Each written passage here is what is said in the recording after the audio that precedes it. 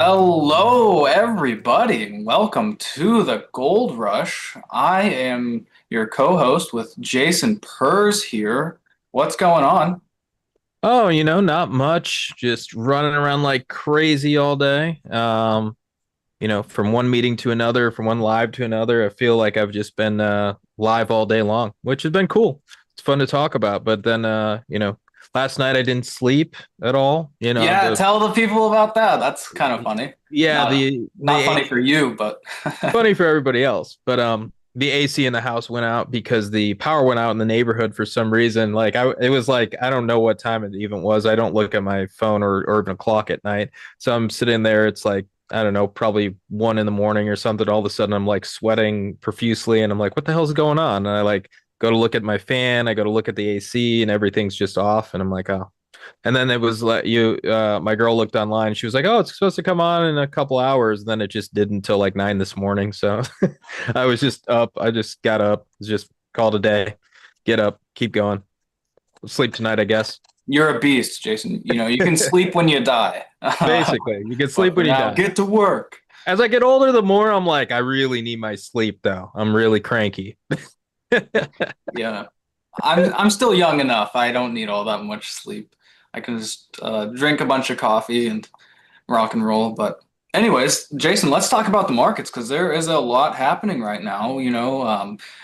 Precious metals have been ripping, specifically platinum and palladium. Huge moves recently, but we're seeing a bit of a pullback today across the board pretty much. You know, you have gold down 0.75%, platinum down 64 bips. You have palladium down, this is the biggest one, about 2.7% intraday here. So, yeah, I don't think these corrective waves will last long. I think any and all weakness will be bought. We have a lot of technical evidence that suggests this is the beginning of these trends, and we're nowhere near the end. So, yeah, I think yeah, I'm going to be looking to buy some dips in those futures, no doubt about it.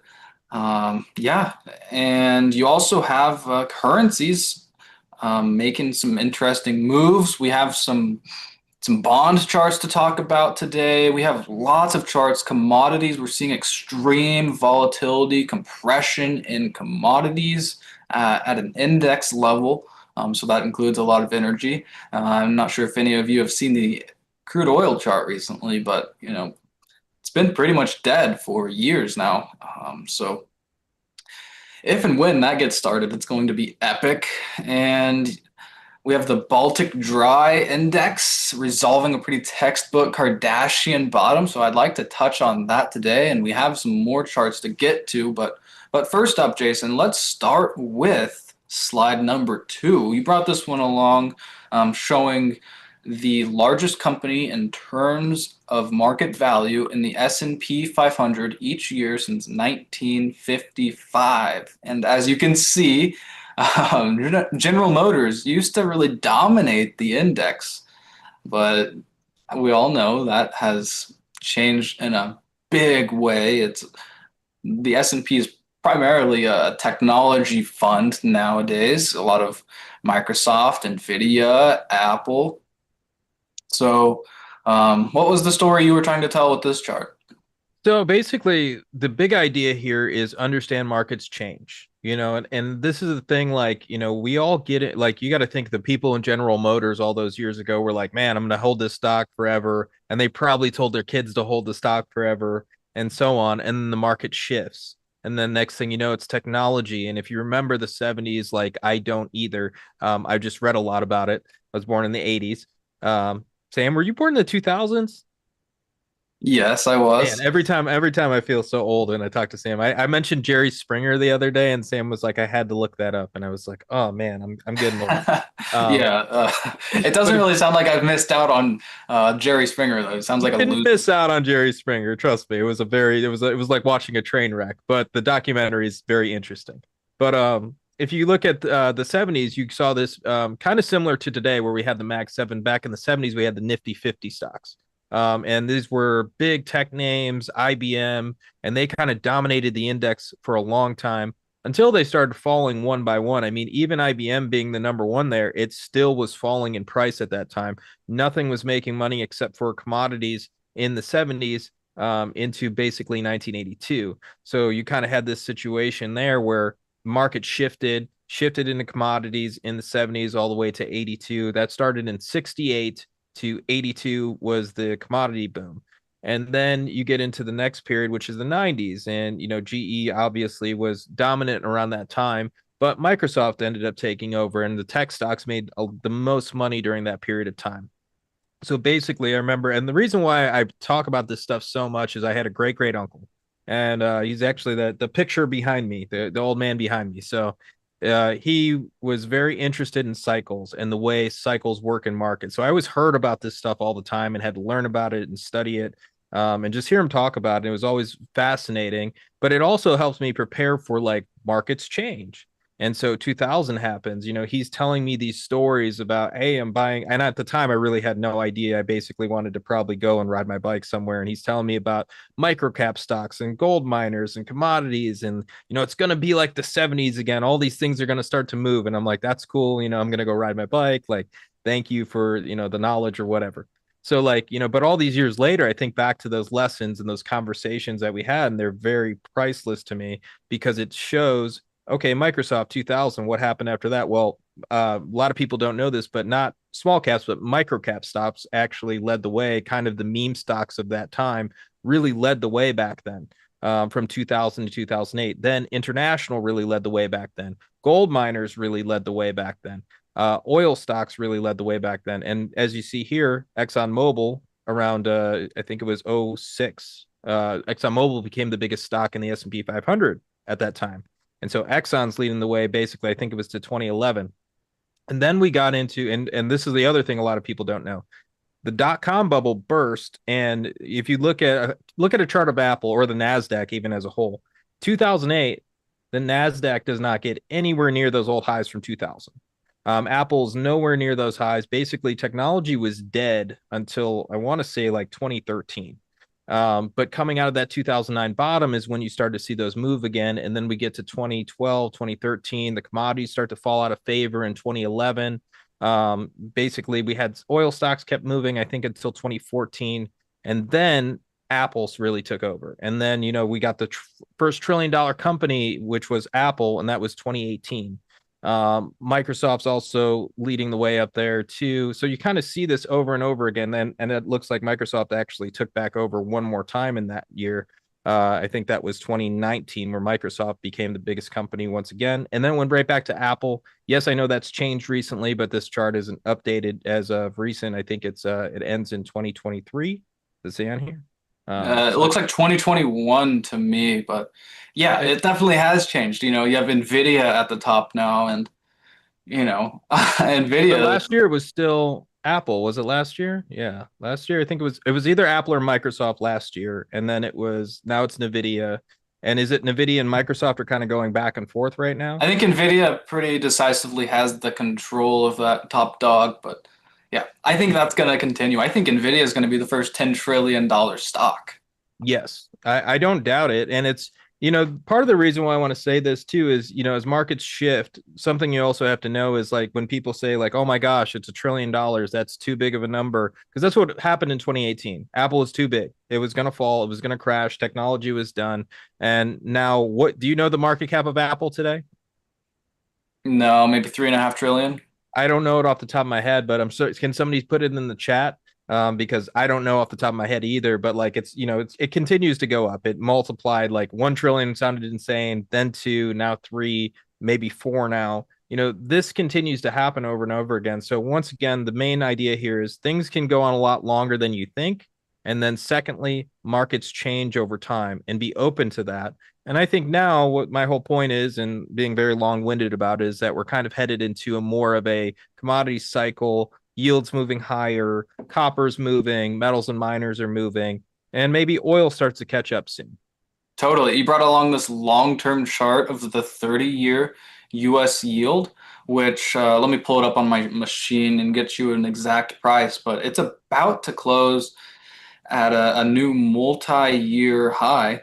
on a monthly closing basis. So if it closes above, let's see, 5.02% on the TYX, that would be the highest monthly close since like 2007. Not That's a what lot of people are talking about that, Jason. People are still out here talking about how many times the Federal Reserve is going to cut interest rates. I mean, to me, that's such a joke. It's clear as day. Rates are going higher. Commodities are breaking out left and right. And the final domino to fall is energy. And I don't think it's far away. I think within the next 6 to 12 months, we'll see a significant move from energy. And I don't think it's going to be small, Jason. I think crude oil has a chance to hit $200, this commodity cycle. We've seen it at, I think the all-time high is around 140 in the crude oil, if I'm not mistaken, but 2008. Yeah, we were I just think over. it's a lot easier for crude oil to hit $200 than people are pricing into the market. I think so too. And I think, people get used to something that hasn't happened in a long time will not happen sometime soon. And really, you start to get hyper focused. And it's normal for human behavior. Normal human behavior is getting hyper focused on one thing and going, this is going to last forever. It's the reason why you see certain guys who are gold bugs, and they're gold bugs even if gold is going straight down. The tech guys are in technology no matter what. Yes, they've been really smart lately, but at some point that will go down and they will still be very bullish on technology. And then you got the macro guys, like Sam and I will trade whatever is in front of us. And you just have to be open to these things can shift and change. And so you guys have seen, if you've been on here for a while or you're one of our subscribers, you've seen my chart that I share all the time, which is the Fed rate and the 30-year yield. And, so many people point to the fact that, oh, the Fed's going to come in and cut rates and then rates are going to go down. It's like the Fed did cut rates last year. The 30-year kind of laughed it off and bottomed right there and started to move higher. So once again, it's a continue to be open to the fact that this is an uptrend.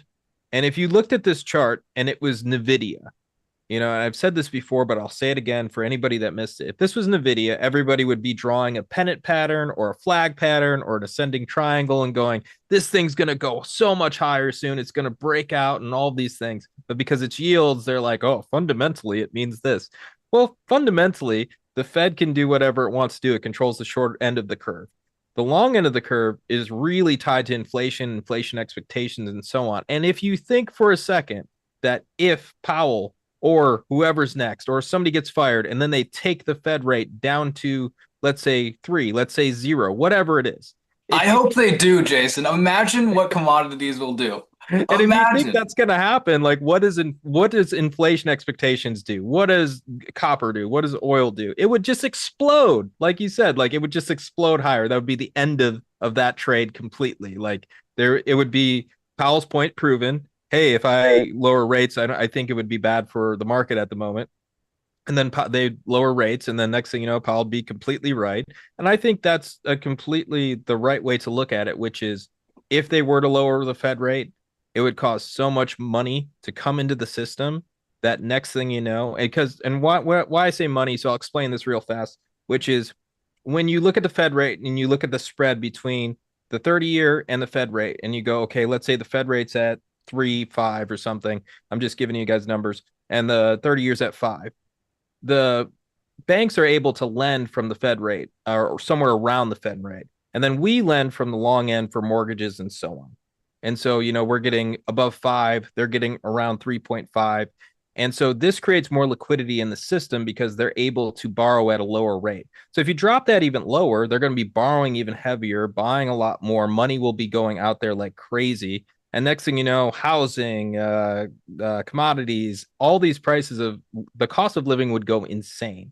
Did And you see this headline that Trump is considering removing capital gains tax on home sales? I think I there's some did pretty see it. significant caveats to that. But, as somebody who's looking to buy a house, um, I don't want that to happen. Housing prices are already too high. So, Well, I mean, but yeah, I think that would stoke a ton of inflation in the housing market. I guess is the bottom line. The market doesn't care what I want, or, you know, for sure, but it's still it makes sense and it's pertinent to this conversation for the fact that there's a lot of people trying to go buy homes right now. I mean, whether you're talking about millennials my age or you're talking about kids your age, like there's a lot of people out there trying to buy homes, and not to mention people have been waiting because the price has been so high. It would cause another glut and another problem. So there's just like kind of an issue on issue on issue here, and it all leads to higher inflation. So my main thought here is Sam and I don't care about the higher inflation aspect for the fact of, people. Yes, we care about people, but when we're talking to you guys, we're trying to make sure you're positioned correctly to make money. And we're just saying, like, this is all pointing to higher yields, higher inflation, higher commodity prices. And the things we're long in the portfolios, we want you guys to continue to look at, stay long. Not advice for you guys in your own personal portfolios, but if you guys are long these things, I wouldn't bet against it at the moment. I wouldn't have bet against yields going higher, gold going higher, and like Sam said, I think oil's next.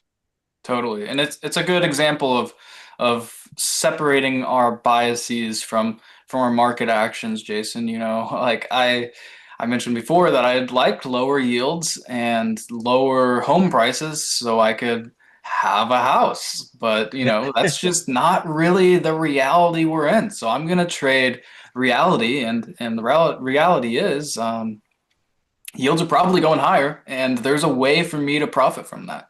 So, I can sit here and cry about it, or I can make money, and I'm gonna make money. And, Exactly.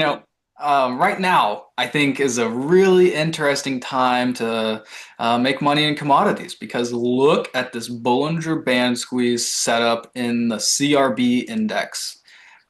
Boy, is this tight. And it's not just the CRB, which I believe has more energy exposure than the DBC. They're both very heavy in the energy, but it doesn't really matter how you slice it up. Commodities look really, really ready for a big move. This is this DBC with the very similar Bollinger Band squeeze setup. And we've been talking a lot about this commodities X gold index that we have. I think this gives the clearest picture of what's going on here. It doesn't have those outsized positions in energy like the CRB and the DBC do. And, Jason, I've studied a lot of charts, and this is about as textbook as a consolidation gets. You had this huge ripper off the 2020 lows. This index rallied 110% in 2 years. Again, this is commodities X gold. So this is all commodity futures equally weighted together in a basket. So it's things like cocoa and corn and live hogs, and you have lumber. You have all of those commodities in there. And this is what it looks like. This looks beautiful. This is an amazing chart. You brought this up the other week, and it's just like when you see this type of consolidation and this type of low volatility regime that goes on for so long, and then you see a shift. It's kind of like think about it, engineers think about it a certain way, which is, when you see this compression and you see that expansion, it just means that something has changed.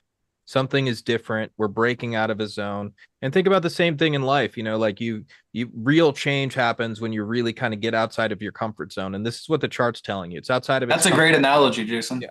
It's outside of its comfort zone. It's ready to start moving higher. It's starting to head up. Like this is just the beginning of a trend. And this is why like Sam and I point to these band squeeze breakouts so much. Like we talked about the one in platinum recently. Gosh, yeah. Sam said he I sent tweeted that out this week and tagged Louis Spector, the director of curriculum at the CMT Association.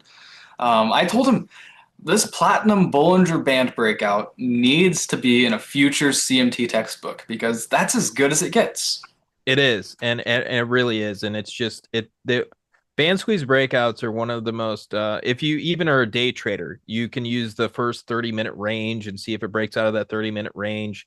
If it has low volatility and does it, that's a trade. You can use it as a high win rate for a day trade.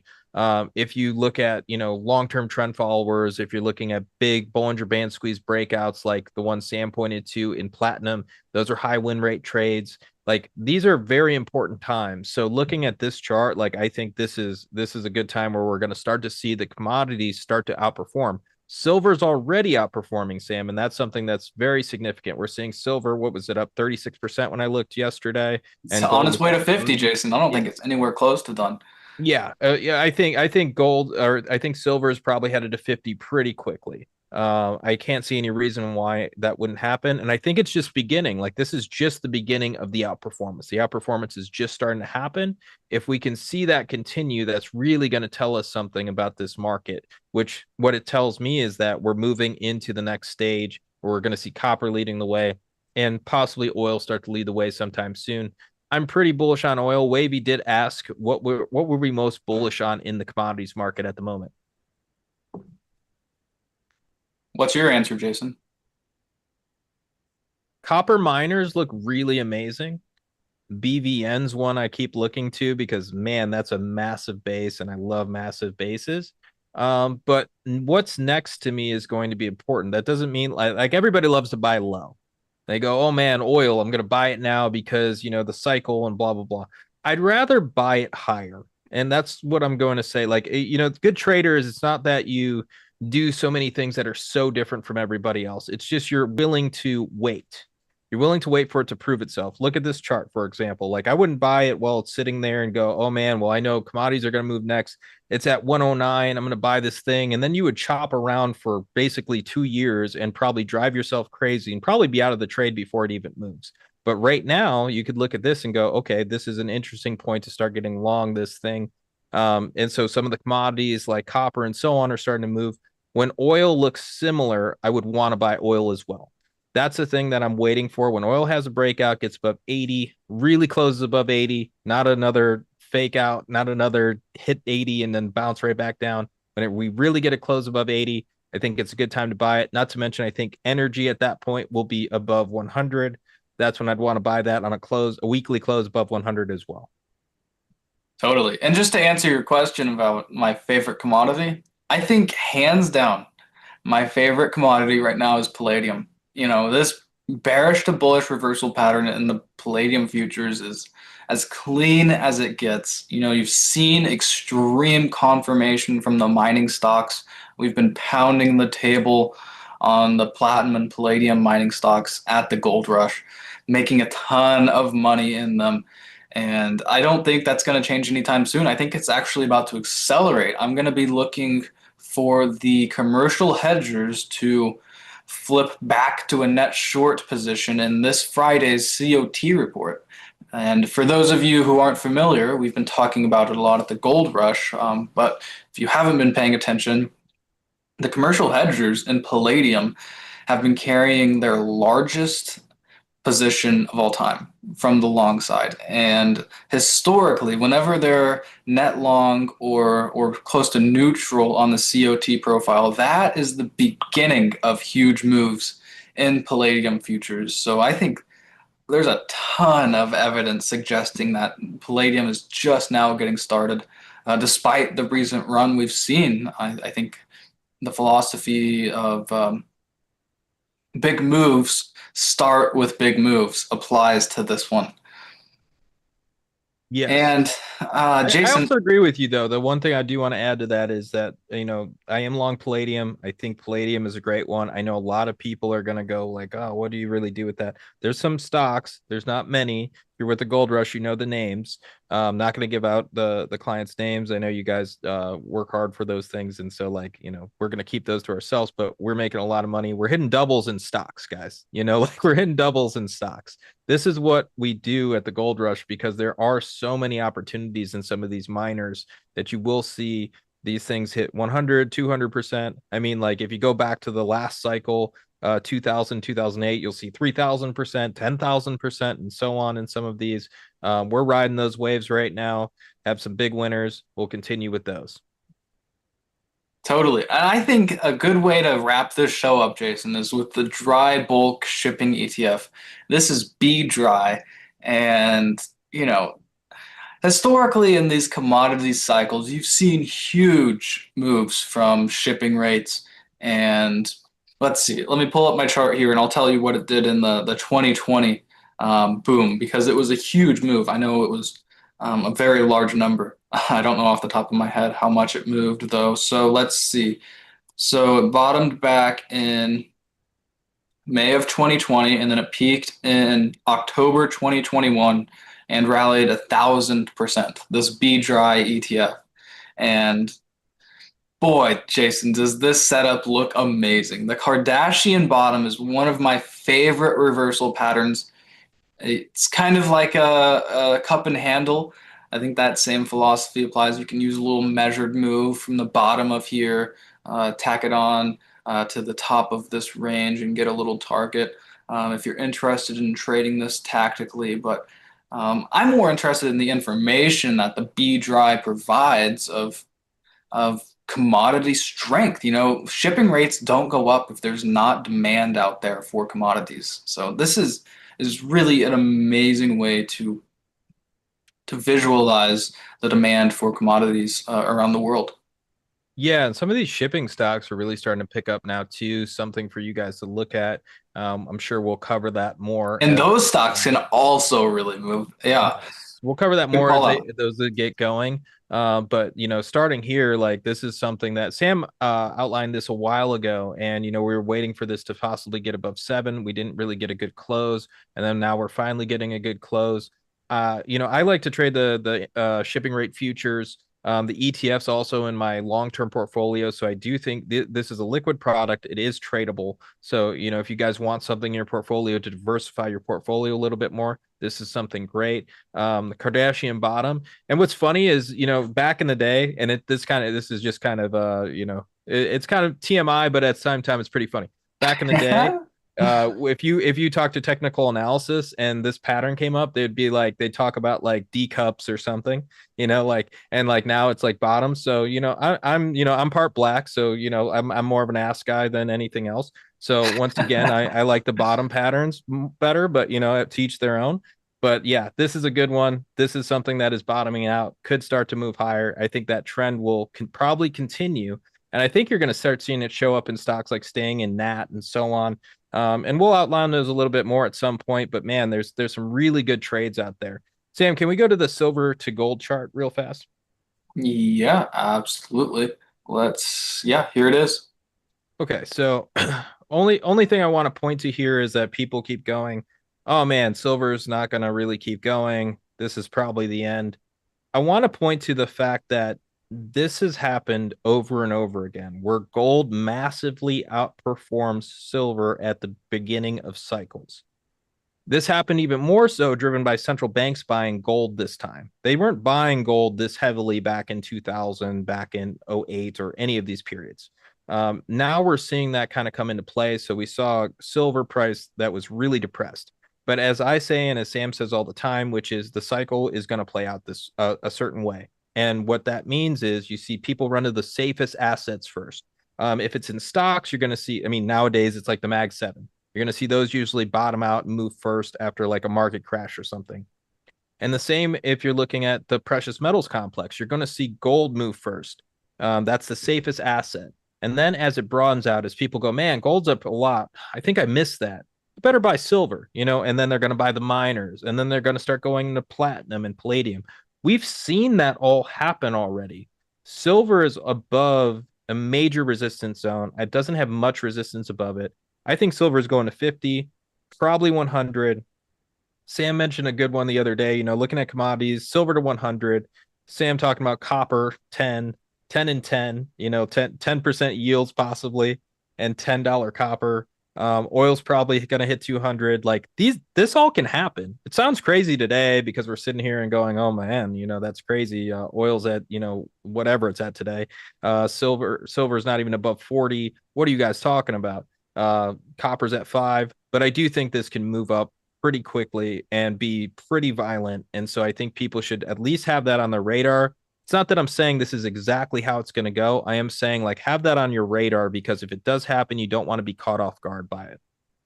Totally. And yeah, this is such a great chart showing just the how cheap silver is in relative terms. And you can look at a lot of commodities. Something like copper to gold looks very similar to this. It's almost never been this cheap in relative terms. You can also look at, we take an equally weighted basket of base and industrial metals relative to precious metals. And, precious metals have been completely dominating for several years now. So I think there's going to be a significant rotation into the base and industrial metals. I think we're already getting early indications of that beginning. Copper having its best day ever as it blasted off to new all-time highs. I think it doesn't really get much better than that, but there's a lot more evidence out there that suggests it's almost time for these base and industrial metals to take over. I think that's the next phase. I think that's the next phase of this, and silver. And this, people always ask whenever I post that chart of gold, copper, and oil, where does silver fit in? Well, silver is a bit of an industrial metal. It is a bit of a monetary metal, and so it is right kind of where copper is. You'll see it usually move before copper. Yes, copper is making a new all-time high, but I take this looking at 52-week highs. Silver has hit a 52-week high a long time ago. Copper hit a 52-week high last year. So I think that this is going to continue. I think the cycle's working the way it should. I think what we just want to see next is see silver get a new monthly close over those old highs. And I would be very bullish on silver hitting 50, 100. I don't even know where it would end up, honestly. Higher, I guess. Higher, We don't higher is really the know. goal. Nobody has a crystal ball, but Yeah. we have our ideas, and I think the bottom line is we think they're going higher. Yeah. Um, so Trend is just up. At the right. end of the day, for me as a trader, it's always the same thing. And I know it probably sounds boring because I say the same thing over and over again.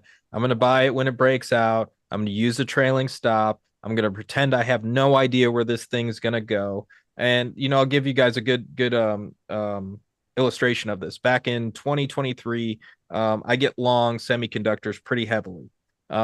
Just on a signal, basically get a signal. At the time, we were kind of headed into a recession. If you were looking outside in the United States, you were like, man, like It I'm gonna was buy stocks. consensus, Jason. Yes, Everybody thought we were going into recession. yes. I mean, and not to mention it was kind of depressing outside. The market just kind of kicked everybody the last year. And then you're sitting there in January 2023 and you're getting a signal to buy semiconductors. Nvidia's breaking out and so on. So you buy these semiconductors.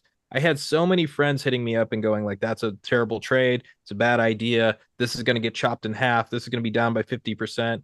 And I get that all the time. And I remember saying like to my buddy, like, if God came to me and he said, I know where this is gonna go. I know this is gonna go down by 50%, Jason, you got to get out. I would say I have a signal, it's in an uptrend, I'm long. And sorry, God, I'm gonna stay in the position. And like, that's just the conviction you kind of have to have when you really like something that's in an uptrend. And also understanding that like that doesn't mean I know the future. That doesn't mean I knew that Nvidia was going to go as high as it did.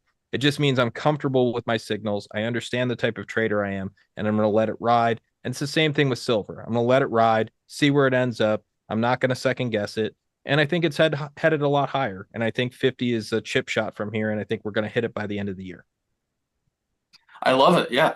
I just want to give a shout out to Mr. Zerby in the chat, calling the Kardashian bottom a J-Lo booty. Maybe I'll start marking my charts up with that. That's funny, Mr. Zerby. They said that the Wavy said, tell them inflation is here to stay. The next leg of the commodity super cycle is incoming. Yeah, Wavy. That's exactly what I'm telling them. Yep. And it That's looks what we like tell them all the time. We're right about it almost too much. I probably sound like a crazy person some days. Like, commodities are going higher. Yields are going higher. I probably sound like I'm like a schizophrenic talking to the wall half the time. But like, really, it's like something you're going to have to just think of over and over again. And why I bring it up so much is that it's something that shouldn't be off of your mind at all. It should be, look at palladium and platinum. Palladium is probably the next catch-up trade, moving up to where platinum is, making a big move. Silver is making a big move. The miners are just continuing to defy all odds and continue a lot higher. I mean, they have to be the best performing sector in the United States this year by far, probably by like 40 or 50%, which is wild. But once again, it's a continue to be open to that fact that we are in a commodity super cycle. And yes, oil is what everybody's going to point to. You see, oil's not up yet. And then when that rips, they'll probably say something else. So I wouldn't listen to those people. They're crazy people. Continue to look at the charts, each trade, take them one at a time, and I think it's going to continue. totally. And we have a few people in the chat here mentioning uranium. which has I like also it. been really awesome. Something like URA or NLR. There's several uranium ETFs out there, but yeah, these stocks are red hot, and we've caught some huge winners at the gold rush in that space. So yeah, we're continuing to monitor them for big breakouts, and there's several on my radar. Maybe I'll outline one of them tomorrow. I'm not sure if it has broken out yet, but Yeah, keeping a that's very another close eye. one. I hate to even I don't want to leave. I'm not switching my answer because palladium is honestly the one I think will move a lot. But uranium miners, man, they look really good. They're amazing. I mean, look at the base in the leader of the group, Camco CCJ. You know, the bigger the base, the higher in space. I think that's all you need to know about that one. That's a huge base in the CCJ, and I think it's really the playbook for energy at large. I Let's pull up the chart here on CCJ. What year was it that it peaked? I think it was Uh, 2007. well, yeah, it peaked in 2007. Yeah, The it was Fukushima 2007. And or so like something. you can look at something like the XLE, which is the only sector spider that's still below that great financial crisis peak. And do you really want to bet that energy isn't going to catch up to all of the other S&P 500 sectors and break out? I think it is, and I think Camco has a very similar base and it's leading the way higher for energy. People always mention that, you look at oil and they go, well, it's the same thing we got with silver. Things have changed. Oil is dirty and we've moved on from it. It's like we still use it very heavily. It's same with coal. Like people want to go, we don't use coal anymore. Yes, we do. We absolutely use a lot of coal still. So just understand, like, the cycle is going to play out probably the same way most of the cycles play out. And we're going to see uranium is already leading the way. CCJ, especially, at least the leader is up there making new highs all the time. And then we'll probably see XLE, some of these energy stocks, the big names that haven't moved in a long time, making new highs. I mean, and not to mention just something to end on. We did see a lot of people talk about energy, but they don't realize that during the Biden administration, that was the best performing sector for his 4-year term, which was XLE energy out of the sector spiders. So these things move, and when they move, they really move. So if this starts to break out, like, you want to participate, yes, you could get another false breakout. Yes, it could be very frustrating, but I will tell you one thing: every good trade always starts with a false breakout. Don't know why. Wish it was different. wish it was some other way. But think about it this way: Paul Tudor Jones said this in Market Wizards. Jack Schwager talks about, Paul Tudor Jones catching the top of the market, and Paul Tudor Jones says, yeah, it sounds really cool when they write about it because they say Paul Tudor Jones catches the top of the market, shorts it perfectly, because they don't want to say Paul Tudor Jones on his fifth attempt shorts the top of the market. That's how good trades work. You might take some time, it might be frustrating, but when it happens, it's really going to take off. And probably the next one is probably going to be the one because everybody hates XLE at this moment. It's been beat up. Nobody wants to trade it. Nobody wants to buy it. I bet the next one's probably it. Seriously, yeah. That the sentiment too is an important aspect of it, you know, like even myself, like I haven't really been bullish on energy and I catch myself with those thoughts and yeah, it just makes me think twice about my thesis there in energy. You know, I've people have been thinking that energy was ready to break out, but I haven't been ready to say that. Like I've been needing to see the copper and base and industrial metals really decisively start to break out before this commodity super cycle rotated into energy. And now that that is happening, yeah, I'm very much open to the idea of energy breaking out. I think it can happen anytime within the next 6 to 12 months. And yeah, that is all we have today. I really appreciate all of you being here. A shout out to Wavy, Mr. Zerby. We've got NP Mel in the chat. We've got Dominic. All of you, thank you for being here. If you liked what we had to say today, you can click the link in the YouTube description to check out what we're doing at the Gold Rush. But just in a nutshell, we're publishing trade ideas, and it's not just stocks, but we also cover the futures for pretty much every commodity that you can trade. We're covering currencies, we're covering bonds, and we're talking about it all the time here. It's only $12.99 for an annual plan with a 30-day money-back guarantee if you decide you don't want to be with us for any reason at all. But yeah, we're having a lot of fun with it. And as you can tell, Jason and I are very excited about the commodity space right now. And I think there's a ton of money to be made. You know, a lot of people are focused on the whole speculative tech trade, and that's all fine and well, but don't forget about commodities. Commodities can be huge winners, and you know sometimes they're even better than technology, and especially if you're trading futures like Jason's fund. And you know you and I were talking about this earlier this week, and Yeah. how you can make like bonds sexier than trading fart coins. Yeah. And it's It's just the amount of leverage you get to have, using some of these products. And so it's the reason why I always tell people, like, learn the future space. Like, we cover a lot of stocks because I know you guys want to learn that, but also understanding if you are in the future space, it gives you the type of leverage you kind of get from options, but at the same time, you don't have that time decay aspect of it. So you can really get into some of these products and get some major moves. And also, you can pick your leverage. You don't want to use crazy leverage? Great. I don't think people really should. You can use a little bit of leverage or however you want to do it, but there's lots of moves there. So, we'll be talking about that a little bit more soon. totally, Jason. I love that. And let's leave this show here for today. But I just want to thank everyone again for showing up and making this a fun show for all of us. We really appreciate all of you for being here. And we will catch you again next week at the same time, same place.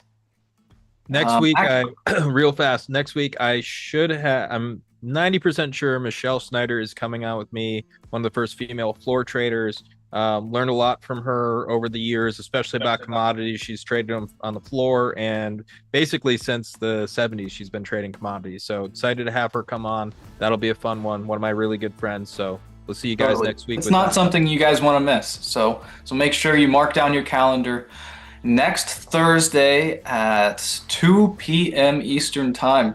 Be there or be square. We'll talk to you all later. Later, guys. Adios.